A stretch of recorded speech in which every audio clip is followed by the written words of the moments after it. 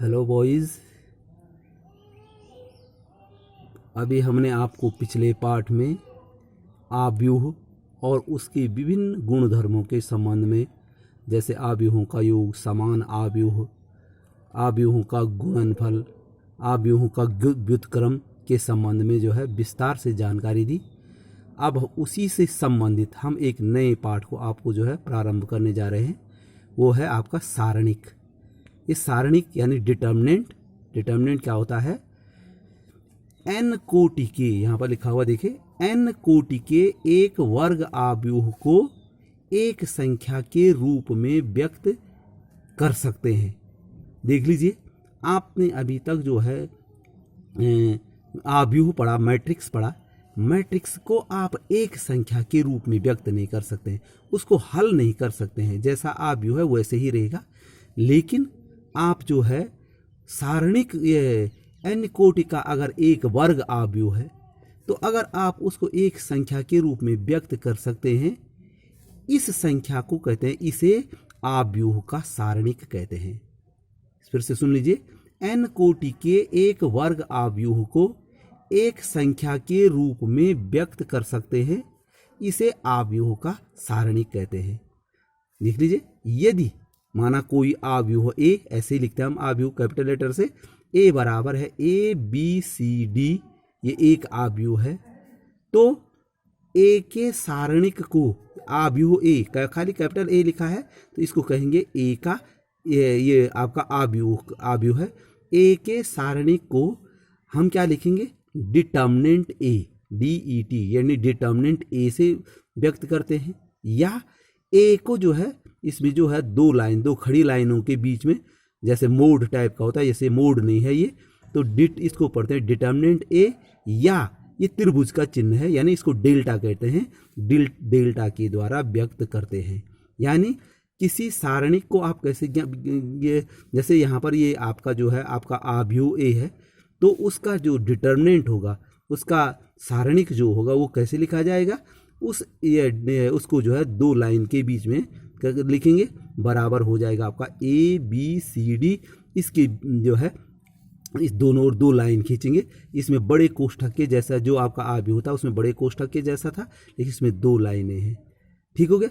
एक ये अब जो मैं आपको बता रहा था कि किस प्रकार से आप जो है, मैंने इसमें ये जो परिभाषा में बताया कि आव्यूह को जो है अगर हम एक जो है संख्या के रूप में, तो ये जरा आगे बताऊंगा मैं, जरा इसको किस एक संख्या के रूप में कैसे लिखेंगे। देख लीजिए, यहाँ पर एक नोट करने वाली बात है। आपने देखा था कि आव्यूह जो है विभिन्न प्रकार के आयताकार आव्यूह भी होते हैं। आयताकार आव्यूह का मतलब है जिनमें जो है, जिनकी में जो है रो की संख्या और कॉलम की संख्या जो है अलग अलग होती है। लेकिन और वर्ग आव्यूह भी होते हैं। लेकिन जो आपके जो है कि जो सारणिक होते हैं, यानी डिटर्मिनेंट होते हैं, वो केवल वर्ग आव्यूह के सारणिक होते हैं। यानी आपका अगर आयताकार आव्यूह है तो उसका सारणिक नहीं होता है। अब देख लीजिए, एक सारणिक एक कोटि मानी 1 गुणा 1, जिसमें एक रो है और एक कॉलम है, के आव्यूह का सारणिक। इसका सारणिक कैसा होता है? माना जो है ये एक ए बराबर है ए, इसमें एक ही अवयव है। देखिए इसमें, देखिए ऐसे में अगर आप सीधे में खींचेंगे तो एक ही रो है, एक ही कॉलम है, तो डिटर्मिनेंट ए यानी ए का सारणिक बराबर हो गया आपका डिटर्मिनेंट ए लिख दिया, और इसका मान ए ही होगा। देखिए इसको देखो, हमने जो है आव्यूह को हमेशा ऐसे ही लिखते हैं, इसको खुला नहीं ले, लेकिन आपके डिटर्मिनेंट को एक संख्या के रूप में व्यक्त कर दिया ए। अब द्वितीय कोटि का आव्यूह का सारणिक देख लीजिए। द्वितीय कोटि मानी जो 2 गुणा 2 का वर्ग आव्यूह है, उसकी जो है क्या होगी, उसका जो है सारणिक कैसे होगा? तो देख लीजिए, यहाँ पर माना ये ए बराबर, ये एक आव्यूह है, A11, A12, A21, A22, ये 2 गुणा 2 कोटि का जो है एक आव्यूह है। तो इसका जो है आपका डिटर्मिनेंट यानी इसका सारणिक क्या होगा? देखो सारणिक के लिए दो लाइन खींचेंगे, A11, A12, A21, A22। ये देखिए, अब इसका हल कैसे किया जाता है? देखो मैंने परिभाषा में बताया कि डिटर्मिनेंट को एक यानी सारणिक को एक संख्या के रूप में व्यक्त किया जाएगा। तो देख लीजिए, ये तिरछा गुणा किया जाता है।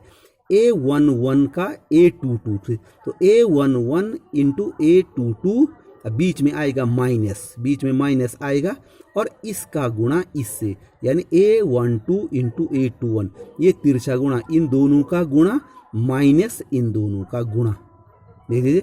तो ये A11 A22 minus A12 into A21, तो देखिए ये एक संख्या होगी। जब इसको हल करेंगे एक संख्या प्राप्त हो जाएगी।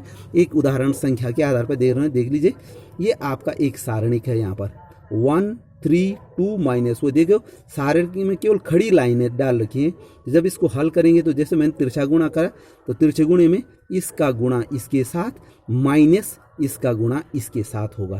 तो देख लीजिए 1 का -1 से गुणा, 1 इंटू -1 माइनस 3 इंटू 2, तो ये 1 इंटू -1 -1 हो गया, 3 इंटू 2 -6 हो गया, -7। तो देख लीजिए आप सारणिक को एक संख्या के रूप में व्यक्त कर सकते हैं, -7 हो गया। जबकि आज तक आपने जो पिछले पाठ में आपने जो है आपका जो है मैट्रिक्स पढ़ा है, आव्यूह पढ़ा है, इसको आप एक संख्या के रूप में व्यक्त नहीं कर सकते हैं। एक और एग्जाम्पल है यहाँ पर, देखो x +1 x -1 x, ये एक आपका डिटर्मिनेंट है। इसको कैसे हल करेंगे, देखो ये तिरछा गुणा करके, x का x से गुणा x² हो गया, माइनस इसका गुणा इससे, तो ये हो गया x +1 x -1, तो बराबर ये हुआ आपका x² माइनस ये a + b a - b का सूत्र लगेगा, तो a² - b², यानी x² -1 हो जाएगा। और ये ब्रेक खुलेगा, ये ब्रैकेट के बाहर से माइनस चिन्ह है, तो ये होगा x² माइनस x² +1 हो जाएगा, x² कैंसिल हो गया, तो ये आपका बराबर = 1। तो 2 गुणा 2 का जो वर्ग आव्यूह होता है, उसके सारणिक को जो है इस प्रकार से हल किया जाता है। अब है आपका जो है ये है तृतीय कोटि का जो है आपका, यानी 3 गुणा 3 के आव्यूह का सारणिक।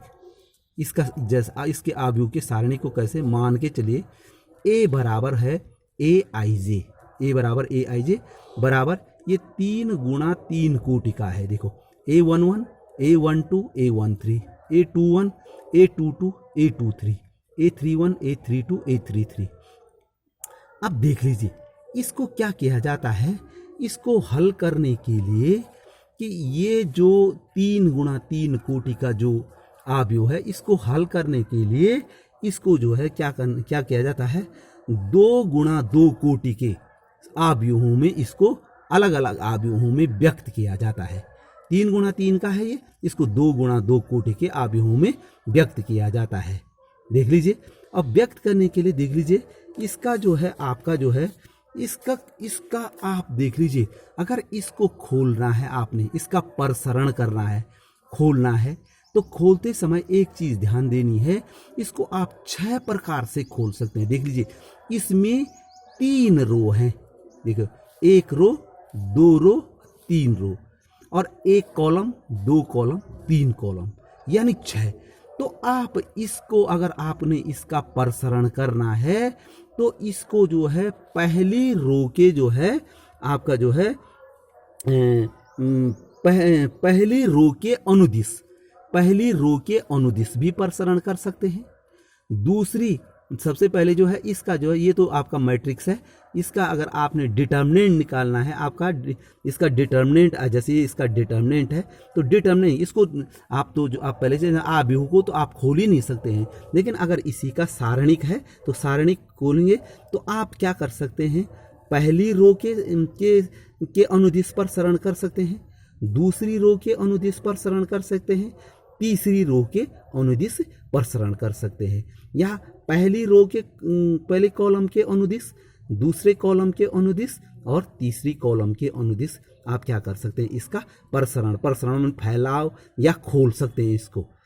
एक चीज ध्यान देनी है, इन सब में खोलते समय जो है सबसे पहले इनके प्लेसिंग साइन, ये आव्यूह में जो प्लेसिंग साइन होते हैं, क्योंकि पिछले वाले जो चैप्टर था जो आपका मैट्रिक्स वाला था, उसमें प्लेसिंग साइन का जिक्र इसलिए नहीं किया गया था कि उसको आप जो है खोल नहीं सकते थे, वो वैसे का वैसे इनके प्लेसिंग साइन क्या होते हैं देख लीजिए। ये मैंने अवयव इसीलिए लिए थे, देखो इसको A11 कहते हैं, AIJ लिखते हैं, ये A11 है, A12 है, A13। प्लेसिंग साइन क्या होता है कि जैसे ये A11 है, तो इसका इस स्थान का अपना एक चिन्ह होता है। वो क्या चिन्ह होता है? ऋण 1 की घात ये आई प्लस जे, -1 की घात आई प्लस जे, यानी इस अगर 1 की बात करें A11 की, तो -1 की घात 1 + 1, हर जगह पर -1 की घात होगी। तो -1 की घात 1 + 1, तो -1 की घात जो है ये 2 हो गया। और -1 की घात 2 हमेशा यानी हमेशा पॉजिटिव होती है, धनात्मक होगी। अगर माइनस संख्या है और उसकी घात अगर सम हो जाए तो हमेशा धनात्मक होती है। इस स्थान का चिन्ह क्या होता है? A12, यानी -1 की घात 1 + 2, तो ये 3 हो जाएगी। और -1 की घात जब ऑड होती है, विषम होती है, तो ये माइनस हो जाएगा। ये है A13। ये देखो इस यहाँ पर जो है इसकी घात हो जाएगी, यहाँ पर प्लेसिंग साइन, इस जगह के चिन्ह क्या हो जाएगा? -1 की घात 1 + 3, 1 + 3 4 होता है, ये सम है, तो ऋण 1 की घात ये धन हो गया। इसी प्रकार से ये वाला जगह है, ये देखो A21, तो A21 की जो है इसका जो प्लेसिंग साइन होगा -1 की घात 2 + 1, -1 के 2 + 1 3 होता है, ऑड है, ये विषम है, तो ये आपका इसका मान होता है माइनस। यहाँ पर देख लीजिए इसका A22, -1 की घात 2 + 2 4 हो जाएगा, तो प्लस हो जाएगा। A23, -1 की घात 2 + 3 5 हो जाएगा, तो माइनस हो जाएगा ये यहाँ पर। फिर इसका देख लीजिए A31, तो -1 की घात 3 + 1 4, यानी पॉजिटिव हो जाएगा। A32, -1 की घात 3 + 2 5 हो जाएगा, तो माइनस हो जाएगा। और A33 यानी -1 की घात 3 + 3 6 इवन हो जाएगा, सम हो जाएगा, ये प्लस हो जाएगा। यानी इनके प्लेसिंग साइन क्या है, आप कहीं से भी देखेंगे प्लस माइनस प्लस, फिर minus plus minus, plus minus plus, चाहे आप रो में गिनिए चाहे आप कॉलम में देखिए, plus minus plus, minus plus minus और प्लस माइनस प्लस। तो ये भी आपको याद रखना, नहीं तो आपको बार बार जो है ये -1 की घात लगानी पड़ेगी। इसलिए आपको जो है प्रत्येक स्थान का जो है आपको क्या करना पड़ेगा कि ये आपको जो है इनके प्लेसिंग साइन याद रखने पड़ेंगे। तो ये प्लेसिंग साइन से क्या फायदा होता है, देखिए तो मैं अभी कह रहा था कि 3 × 3 कोटि का जो सारणिक होता है उसको हल करने के लिए हम इसे 2 × 2 कोटि के सारणी में व्यक्त करते हैं। अब कैसे करते हैं देख लीजिए, ये यहाँ पर आपका जो है एक जो है आव्यूह दे रखा, आव्यूह A बराबर ये आपका दे रखा है। इसी का, क्योंकि आव्यूह को आप खोल नहीं सकते, इसी का अगर आपको सारणिक निकालना है, डिटर्मिनेंट निकालना है, तो डिटर्मिनेंट A बराबर उसी को हमने डिटर्मिनेंट के अंदर रख दिया। अब देखिए आप इसको जो है किसके सापेक्ष खोल रहे हैं, माना आप R1 ये रो नंबर 1 है, इसके अनुदिश आप प्रसरण करना चाहते हैं, तो कैसे करेंगे? बराबर क्या हो जाएगा? A11 बाहर से आ जाएगा A11। वैसे भी इस यहाँ पर प्लेसिंग साइन प्लस है, इसलिए प्लस लिखा नहीं मैंने, तो ये A11। अब A11 के साथ क्या आएगा?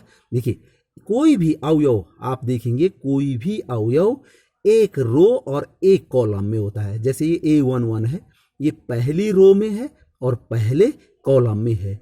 तो देख लीजिए ये A11 जब हमने बाहर से लिख दिया तो उसके बाद क्या होगा, जिस रो में है उसको भी छोड़ेंगे और जिस कॉलम में है उसको भी छोड़ेंगे।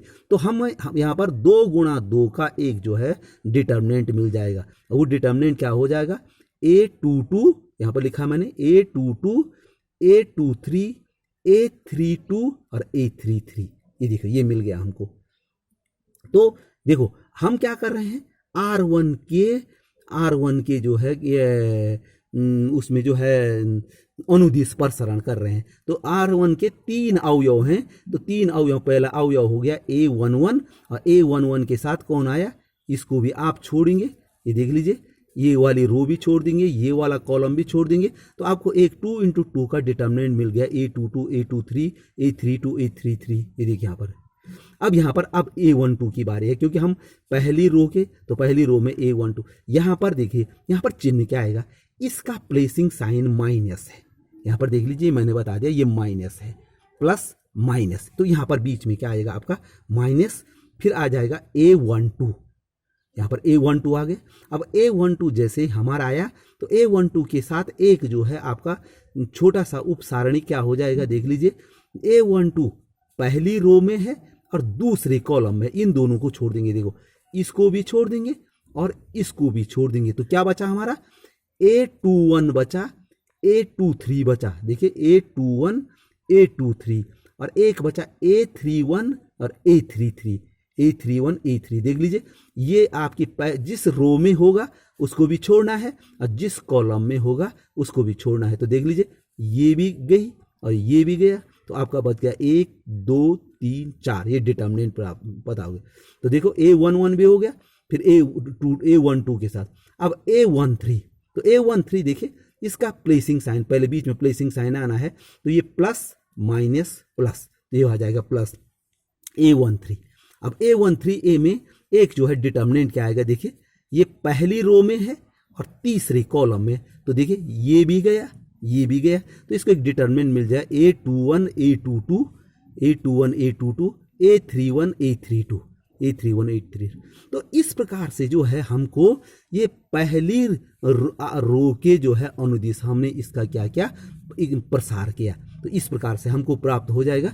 ये पहली रो के साथ हो गया आपका बराबर जो है, अब आप इसको हल कर सकते हैं, बराबर A11 ये है। अब देखो ये हमने 2 गुणा 2 का जो है आपको यहाँ पर भी बताया था, यहाँ पर देख लीजिए इसमें 2 गुणा 2 का इनका तिरछा गुणा करते हैं ये, तो यहाँ पर भी हम करेंगे, तो ये आपका बराबर A11 ये है, तो इनका तिरछा गुणा हो जाएगा ऐसे, ये ऋण ये, तो ए ये हो जाएगा A22 A33 minus A23 A32, फिर ये जो है आपका माइनस हो जाएगा, ये आपका A12 है, A12 के साथ देखो इनका गुणा, ये तिरछा गुणा और ये तिरछा माइनस ये, तो A21 A33 minus A23 A31, ये हमने ये लिख दिया, और ये प्लस A13 है, ये यहाँ पर जो है प्लस जो है ये है आपका ए जो है आपका 13 है, ये 31 नहीं है बल्कि A13 है ये आपका, तो A13 ये है ये,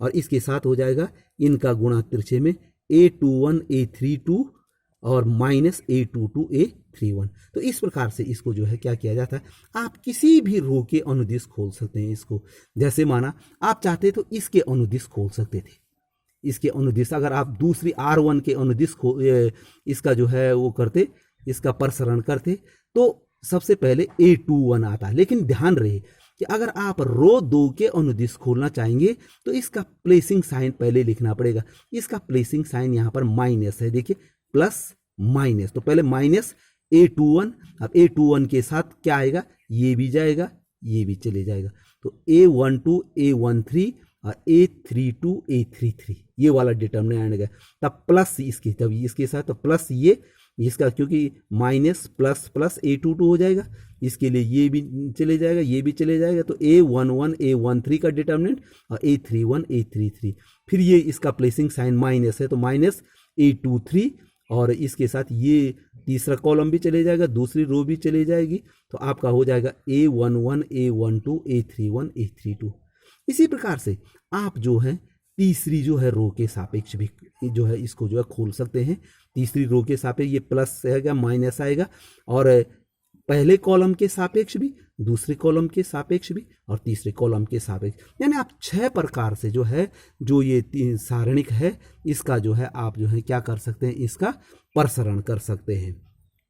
एक चीज का ध्यान दीजिए, प्रसरण आप किसके सापेक्ष करने में आपको लाभ किससे सापेक्ष होता है, जिस रो या कॉलम में अधिकतम अवयव 0 होते हैं, क्योंकि 0 से गुणा करने पर कोई भी संख्या जो है 0 हो जाती है, तो आपको जो है अपनी जो है सरलता के लिए उस रो या उस कॉलम के अनुदिश प्रसरण करना चाहिए जिसके अधिकतम अवयव क्या हो, 0 हो। तो देख लीजिए एक एग्जाम है यहाँ पर लिखा, ये चीज लिखी है मैंने, यहाँ पर एक नोट लिखा है कि कैलकुलेशन की सुविधा के लिए सारणिक का प्रसरण उसी पंक्ति या स्तंभ के अनुदिश करना चाहिए जिसके अधिकतम अवयव 0 हो। अब जैसे यहाँ पर ये एग्जाम्पल है, ये डेल्टा है, यहाँ पर ये ये क्या लिखा है, ये डेल्टा। मैंने आपको कहा था कि सारणिक को डेल्टा के द्वारा भी डिनोट करते हैं, सामान्यतः डेल्टा ही लिखेंगे।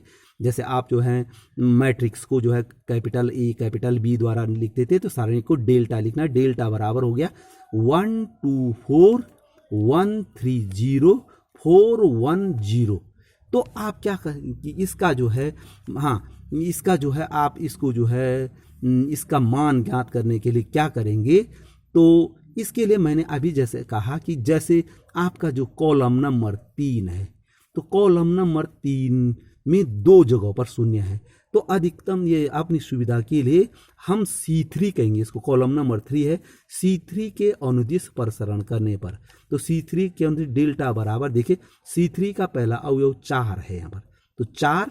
अब 4 जो है देख लीजिए इसका प्लेसिंग साइन क्या है, प्लस माइनस प्लस, तो प्लस ही रहेगा।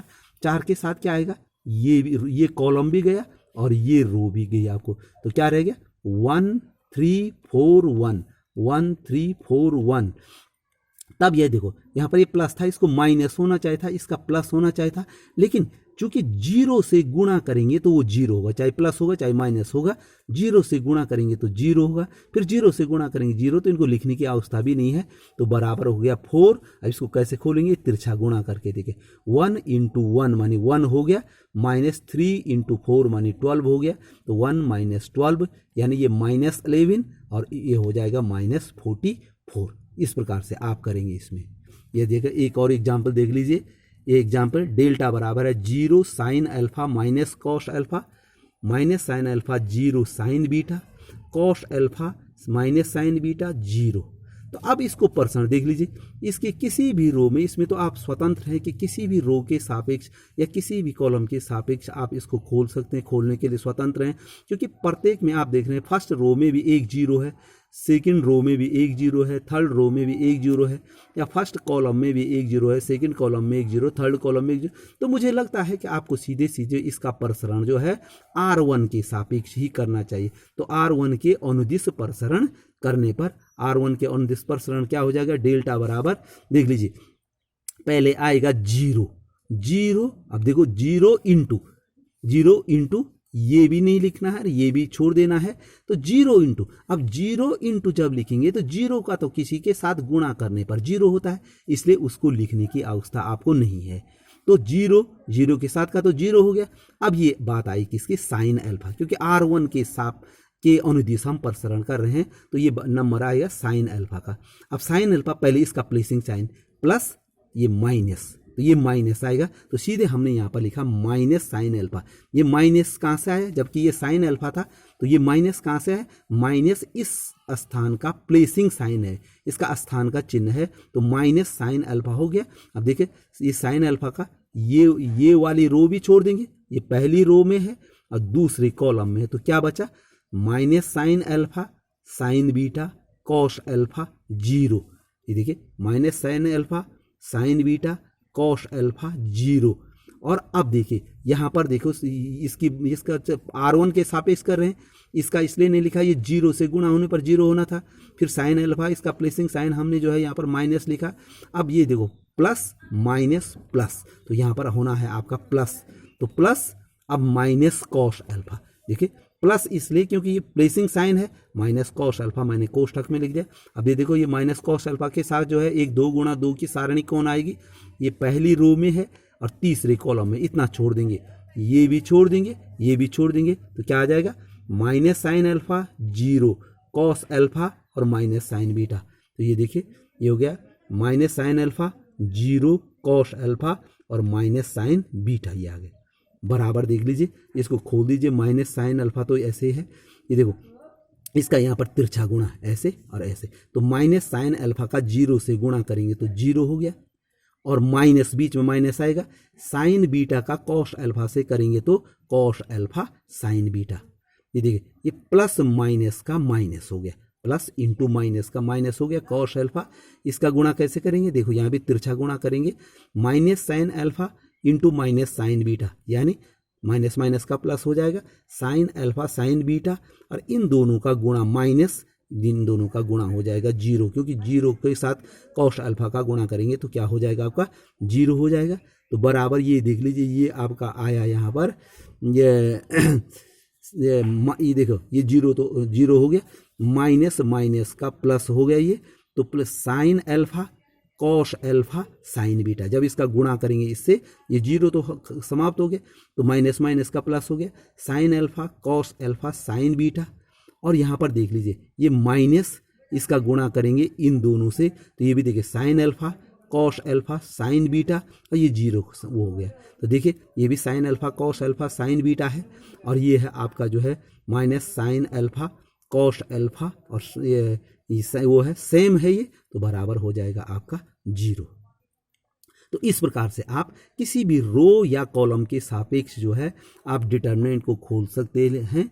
लेकिन ये ध्यान आपको रखना है कि जब आप किसी रो या कॉलम के सापेक्ष खोलें तो उसके अवयव का प्लेसिंग साइन अवश्य देखें कि वहाँ पर क्या होना है। एक और एग्जाम्पल है, छोटा सा एग्जाम्पल है, ये देखिए x का मान ज्ञात करना है। इसमें 3x x1 बराबर है 3 2 4 1। देख लीजिए, जैसे आप ध्यान दीजिए यहाँ पर आदमी गलती कर जाता है। ये मैट्रिक्स अगर होता, ये तो डिटर्मिनेंट है, ये जो है आपका ये डिटर्मिनेंट है, अगर ये मैट्रिक्स होता तो क्या करते थे, वहाँ पर हम संगत अवयवों की तुलना करते थे कि भाई ये इसके बराबर, ये इसके बराबर, संगत अवयवों की। लेकिन चूंकि ये आपका डिटर्मिनेंट है, सारणिक है, और सारणिक को आप एक संख्या के रूप में व्यक्त कर सकते हैं, तो यहाँ पर वो गलती नहीं करनी है। सीधे इसको कैसे खोलते हैं, इसका तिरछा गुणा करके। ये हुआ 3 एकम 3 और माइनस एक्स स्क्वायर, तो 3 माइनस एक्स स्क्वायर हो गया, इज इक्वल टू, यहाँ देखिए 3 एकम 3 और 2 चौक 8, तो माइनस तो बराबर हो गया 3 माइनस 8। तो दोनों पक्षों में 3 तो कैंसिल हो गया वैसे भी, तो माइनस एक्स स्क्वायर बराबर माइनस 8, इसका इंप्लाइज दैट एक्स स्क्वायर बराबर 8, इंप्लाइज दैट एक्स बराबर हो गया √8, √8 माने 2√2। तो इस प्रकार से क्या कर सकते हैं, हम किसी भी सवाल को जो है आप हल कर सकते हैं। चलो मैं आपको जो है एक एग्जाम्पल और यहाँ पर जो है एक एग्जाम्पल और हल कर रहा हूँ। यहाँ पर मान के चलो आपका डेल्टा बराबर है 1 2 -1 3 4 0 -5 4 और 2। ये आपका जो है एक क्या है, डिटर्मिनेंट है 3 × 3 का इज इक्वल टू। अब मान के चलो कि आप किस, वैसे तो इसमें एक जीरो है, आपका जो है C3 में एक जीरो है, और ये जीरो जो है आपके R2 में भी है। किसी के भी सापेक्ष खोलना चाहेंगे तो आप आसानी से जो है खोल सकते हैं। मान के चलो कि हम C2 के सापेक्ष इसका जो है ये तो प्रसरण करना चाहते हैं, माना तो हम यहाँ पर लिखेंगे, मैंने आपको पहले ही बता दिया, आप R1 के अनुदिश प्रसरण कर सकते हैं, R2 के अनुदिश प्रसरण कर सकते हैं, और R3 के अनुदिश। इसी प्रकार से आपका जो है किसके, आपका C1 के अनुदिश, C2 के अनुदिश और C3 के अनुदिश, आप किसी के भी अनुदिश प्रसरण करेंगे, उत्तर हर स्थिति में एक ही आएगा।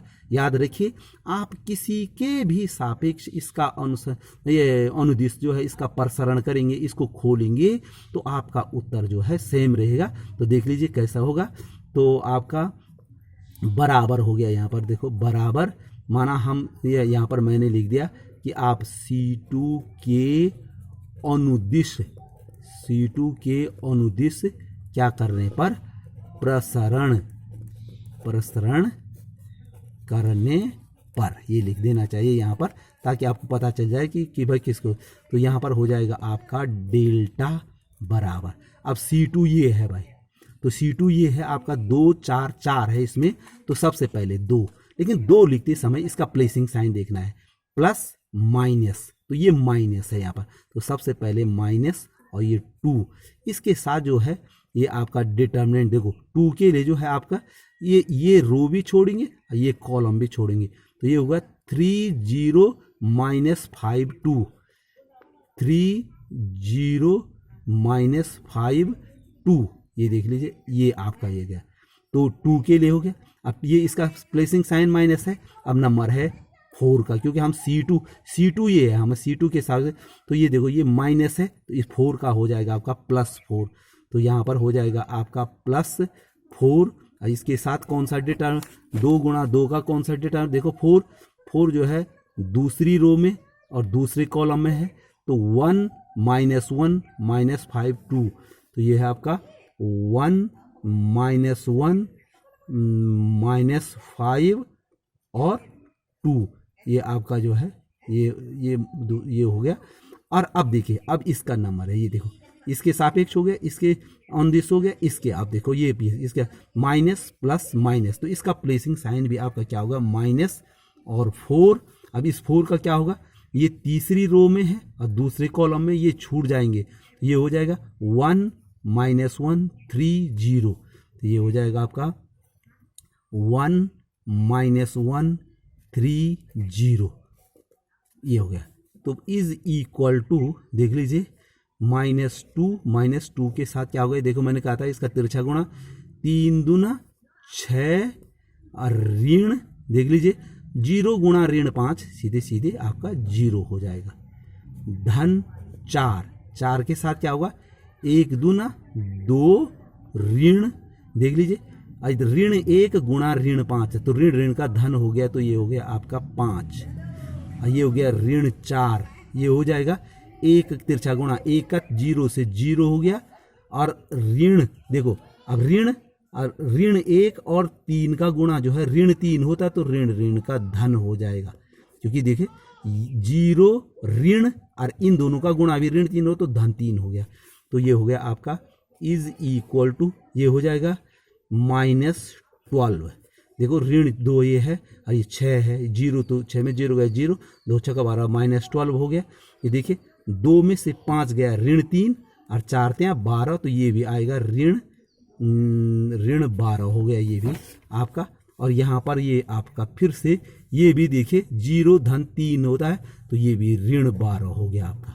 तो ये हो गया -36, ऋण 12 ऋण 12 ऋण 12 ऋण 36। तो इस प्रकार से आप किसी के भी अनुदिश जो है आप इसको इस प्रकार से जो है आप इन सवालों को जो है हल कर सकते हैं। और इस आधार पर आप जो है आसानी से 4.1 एक्सरसाइज के प्रश्नों का हल कर सकते हैं। ओके।